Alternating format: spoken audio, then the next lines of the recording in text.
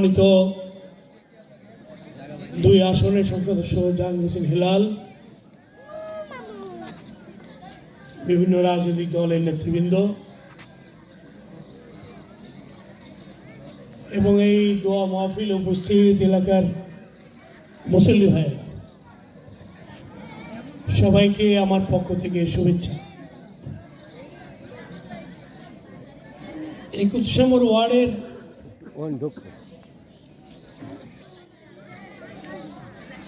এই অঞ্চলের মানুষের জন্য, মানুষের কল্যাণে তারা কাজ করেছে। মসজিদ, মাদ্রাসা, স্কুল, কলেজ, কবরস্থান প্রতিষ্ঠা করেছে এবং শহরের সবচেয়ে নিম্ন আয়ের মানুষের বসবাস। এই অঞ্চলের মানুষ এই দুইজনকে কখনোই ভুলবে না। বিশেষ কামাল ভাই, আজকে তার মৃত্যুবার্ষিকী। এই অঞ্চলের চাল কলগুলোর সাথে যে মানুষের, কর্মজীবী মানুষের যে যোগাযোগ, বিশেষ করে বিভিন্ন অঞ্চল থেকে কর্মহীন মানুষরা এসে এখানে চাল কলগুলোতে কাজ করতেন এবং দক্ষিণাঞ্চলের মানুষ, মোড়লগঞ্জের মানুষ, বাগেরহাটের মানুষ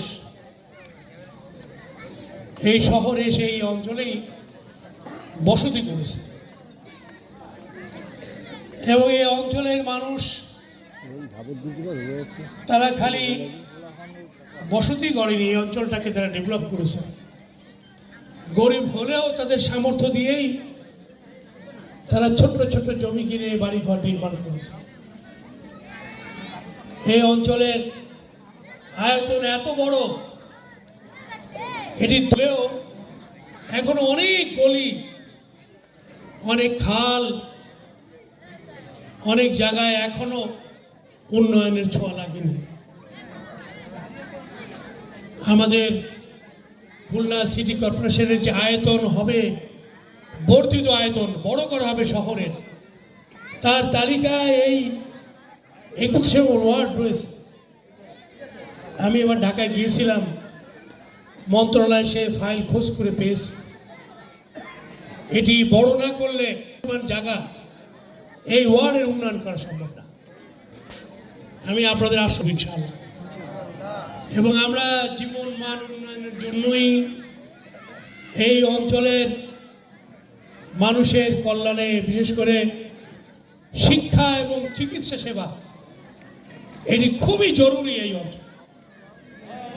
এই অঞ্চল থেকে যারা রোগী হিসাবে চিকিৎসা নিতে যান শহরের অন্য প্রান্তে, এখান থেকে 5-6 কিলোমিটার দূরে, এই শিপইয়ার্ড রোড দীর্ঘদিন আমাদের জ্বালাচ্ছে।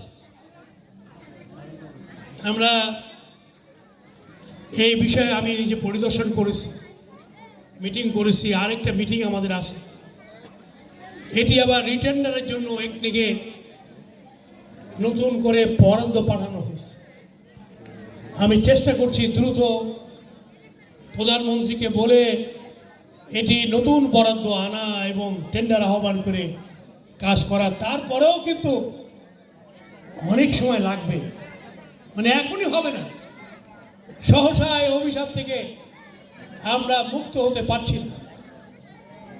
এর ঠিকাদার এবং আমাদের কেডিএ দুইজনের রশি টানাটানি এবং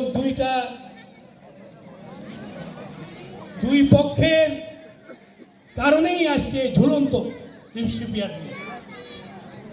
তারপরে আমরা চেষ্টা করছি দ্রুত করার। আপনারা দোয়া করেন আমরা যেন দ্রুত কাজগুলো শেষ করতে পারি।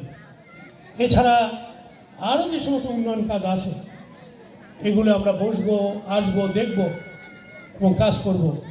বিশেষ করে ড্রেনের ব্যবস্থা, খাল পরিষ্কার করা, পানি দ্রুত নেমে যাওয়া। আর এখানে আগের যে কাউন্সিলর ছিলেন মুক্তার হোসেন সাহেব, উনি একটা অভিশাপ রেখে গেছেন। খালের পরে সিটি কর্পোরেশনের বিল্ডিং করে একটা খালকে বন্ধ করে দিয়ে গেছে।